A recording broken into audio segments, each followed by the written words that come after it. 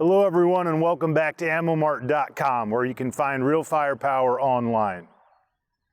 This will be the practical demonstration of our video, which is going to cover carrying a concealed weapon while riding a motorcycle. That's really not a simple riddle to solve, so we're going to go through a few of the basic concepts and perhaps give you a couple of ideas about how you can revamp your system.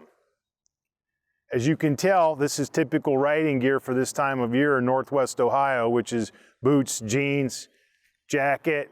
I have a couple of layers on underneath because it can get quite cool on the bike, as most of you know.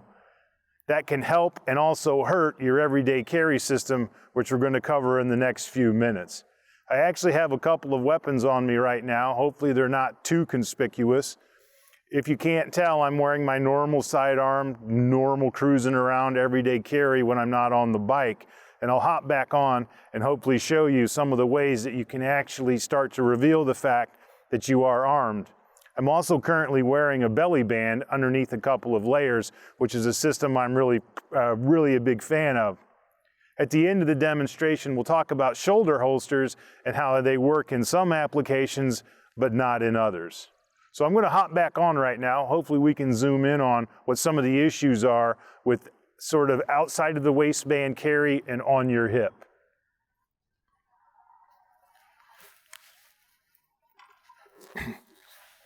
On the Lowrider ST, it has a comfortable riding position, but you can tell if your t-shirt's not tucked in and you're not wearing a jacket, it's going to billow and reveal certainly the bottom edge of the pistol. I've even noticed when I've tried to carry this way, even with this heavy jacket, that as you ride and your hips come up in the air more, you can see how the gun starts to reveal itself. Never a good situation to be in.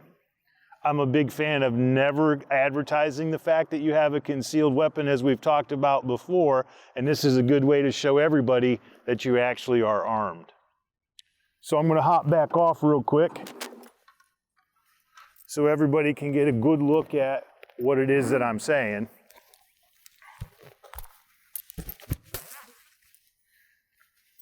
Normally, of course, the shirt would be tucked in, but I left it untucked for a later demonstration. This is pretty common of how I roll. Something covering all of this up, a flap of the garment, and you have access to the gun. Never going to work with a jacket. So say at the gas station or some other place, you're going to have to get off and make a couple of furtive moves just to undo yourself to even come close to accessing the gun, which I think most people would find to be pretty reasonable. I'm going to reveal the jacket and show you, or lose the jacket and reveal my favorite system for carrying while on the motorcycle. What I would typically do is wear two t-shirts.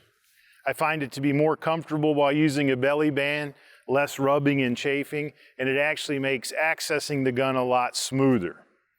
One of the best things I like about belly bands is you can move them around to fit your particular riding style or the seating position on the bike. They're very adaptable, and whether you're wearing a coat or an overshirt, simply by lifting, I now have access to the gun.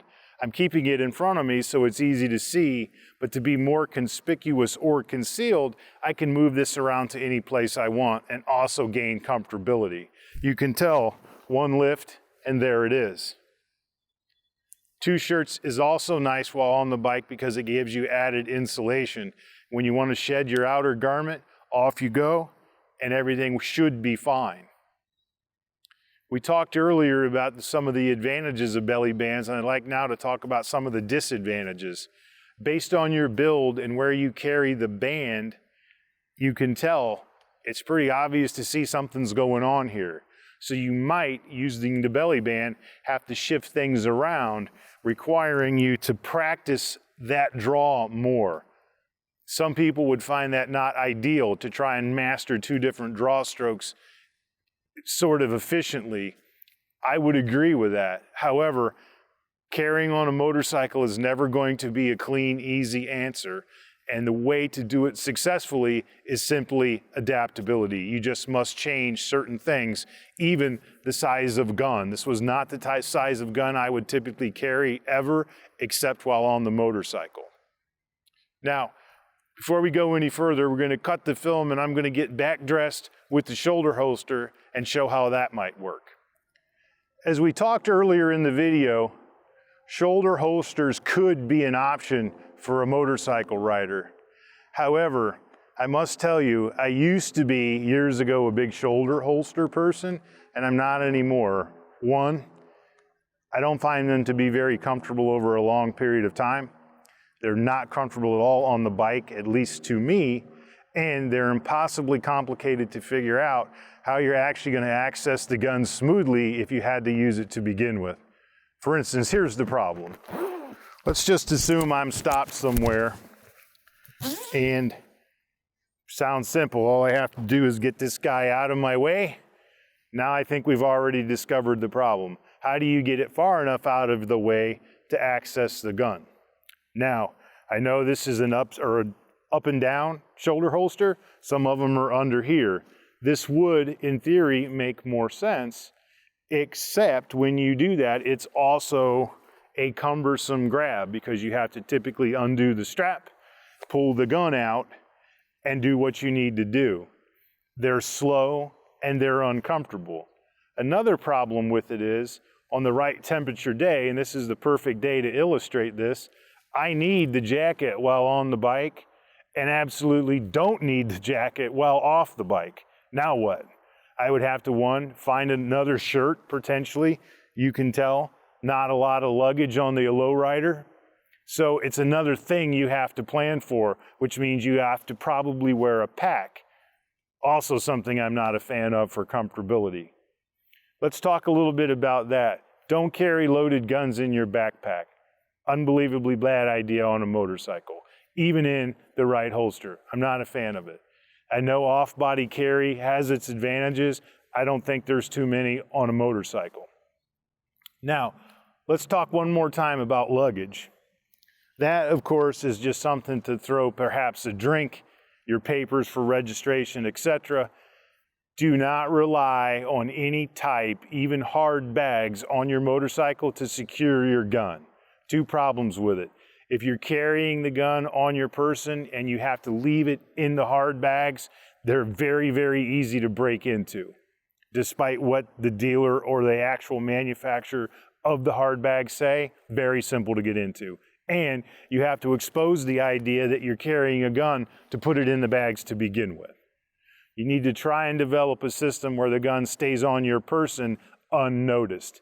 And this is where the shoulder holster starts to become a problem, because if I want to shed jacket, now I have to figure out what I'm going to do. I don't like this for motorcycles.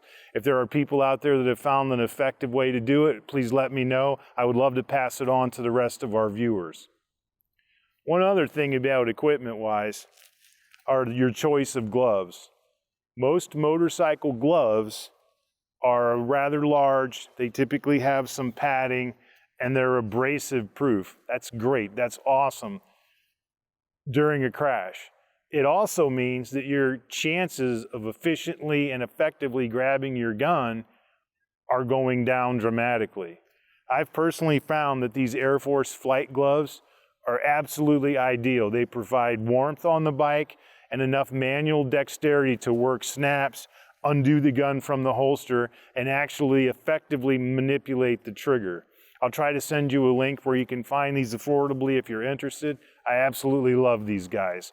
During any temperature, you'll typically find these on my person. Big fan of these. These are not hard and fast rules for carrying on a bike. They're merely ideas. Like anything else, the more you practice, the more you develop your system, the better it'll get.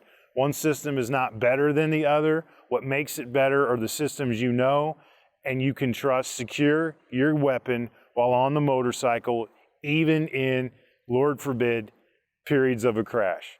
Hopefully you won't, but you have to be prepared for it. I really hope you've enjoyed this video. It combines two of my favorite things, motorcycles and guns, and we'll see you next week. Train safe and ride safe.